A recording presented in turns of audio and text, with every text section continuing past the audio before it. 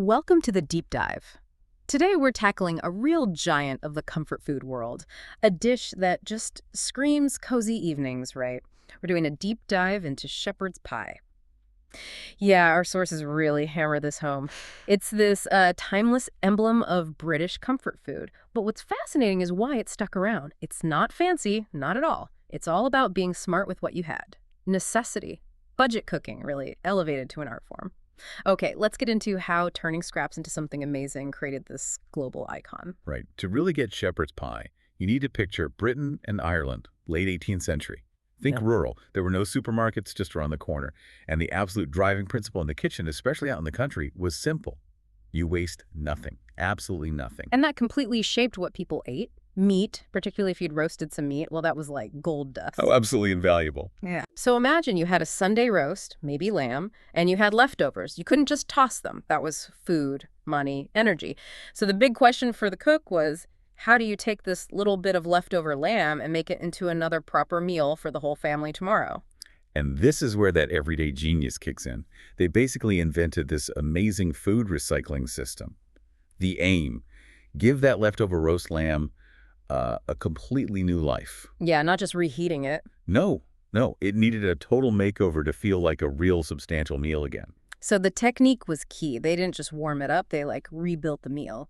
Can you walk us through that? Because the simplicity is what makes it last, I think. It really is.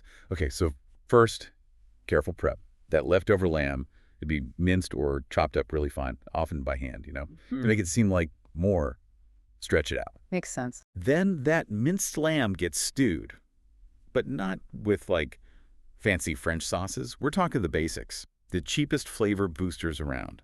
Root vegetables, onions, carrots, maybe a bit of turnip. All simmered slowly in a really simple stock. Maybe stock made from the bones of the original roast lamb itself. Waste nothing, remember? Right, full circle. And that slow cooking did two things. It made the already cooked meat tender again, and crucially, it blended all the flavors together, made it taste rich and deep. You wouldn't necessarily know you were eating, well, basically day-old leftovers. So the stew forms the base, the flavor powerhouse, but the dish just wouldn't be the same, wouldn't be iconic without that topping, the mashed potato layer. That's what takes it from just stew to, I don't know, comfort food architecture. Exactly. That layer of mash does so much. It looks good, obviously. Makes the dish look generous. But functionally, it's brilliant. It's this thick, creamy blanket that seals in all the steam and flavor from the stew while it bakes. And then getting that top all golden and maybe a bit crusty in the oven, that transformed an economy meal into something, well, something special. A complete meal, filling, born right out of the kitchens of ordinary farmhouses and cottages.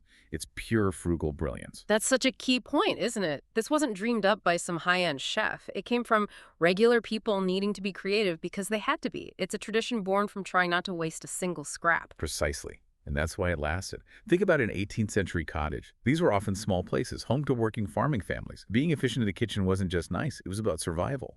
Shepherd's pie was just the perfect answer to that economic reality. And the cleverness wasn't just in the cooking, but even in the name.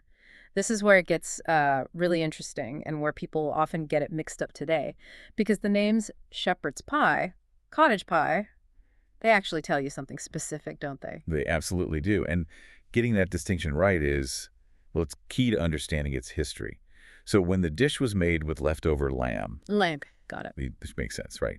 Rural families often raised sheep.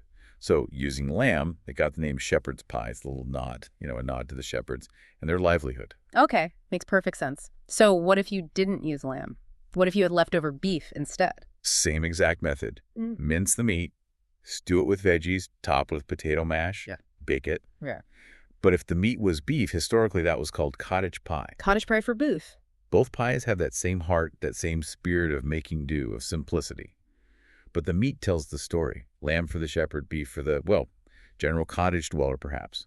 It's a neat bit of food history packed right into the name. It really is like a little historical marker on your plate. Okay, let's talk about the other star ingredient here, the topping, the potato. You mentioned recipes showing up documented around 1791. That timing lines up perfectly with the potato becoming huge, doesn't it? Oh, completely. The potato is the unsung hero of this dish. By the late 1700s, potatoes weren't some weird import from the Americas anymore. They were fundamentally reshaping how people ate in Europe. especially working class people. Because they were cheap and filling. Exactly, and incredibly productive. You could grow way more calories worth of potatoes on a small plot of land than you could with, say, wheat.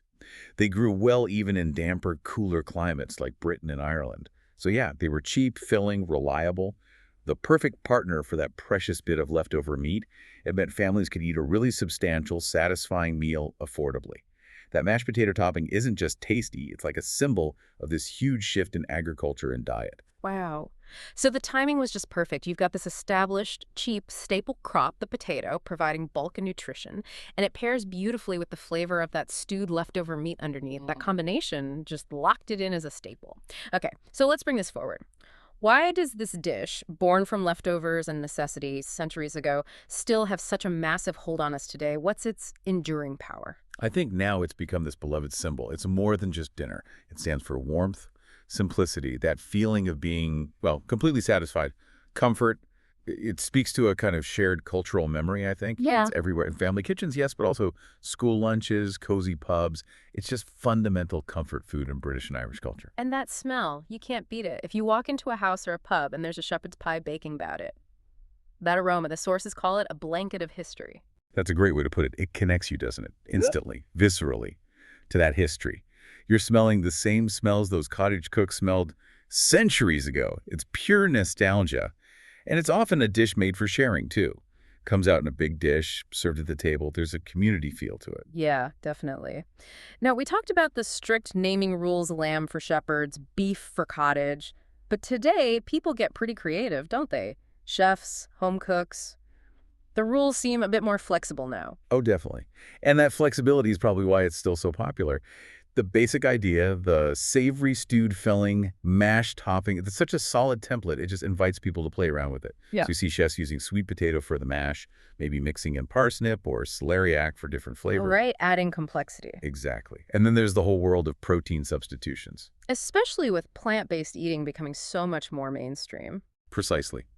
You see fantastic versions now using lentils or mushrooms or maybe a really good vegetable mince. The name might change. People joke about shepherdless pie or gardener's pie, but the core concept holds.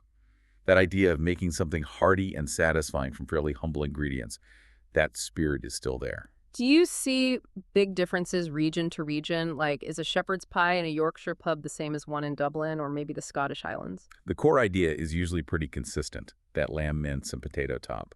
But you might find little regional touches. Maybe the type of root vegetables in the stew changes slightly. In Scotland, perhaps a richer, deeper gravy or stock. In Ireland, maybe a particular emphasis on really creamy, buttery mash. But that fundamental layering, that comfort factor, that seems to cross borders pretty easily within Britain and Ireland. It unites those traditions. Yeah. And I think what's amazing is, through all these tweaks and modern updates, the basic truth of the dish still shines through. You take a few simple, unpretentious ingredients, you cook them with care, and you create something that genuinely feels timeless, something deeply satisfying. It really is an incredible story. From 18th century farmhouse kitchens figuring out how to use up leftover lamb with these newly popular potatoes, all the way to being this 21st century icon of comfort that instantly connects us back to that history of resourcefulness. Yeah, at the end of the day, its power is its simplicity and its uncanny ability to just create memories and bring people together around a table. It's a fantastic reminder that sometimes the best, most enduring traditions start from very simple, very humble beginnings. That really makes you think. Shepherd's pie shows us how turning leftovers into something special can create a tradition people love for centuries. So here's something to ponder. Thinking about today, maybe in sustainable farming or food tech, what's an overlooked resource? A cheap plant protein, maybe, or some kind of food byproduct we usually ignore. What's waiting for its shepherd's pie moment? Ready to be transformed by a bit of creativity into the next great comfort food icon for our time. What ingredients today could tell the story of our resourcefulness tomorrow?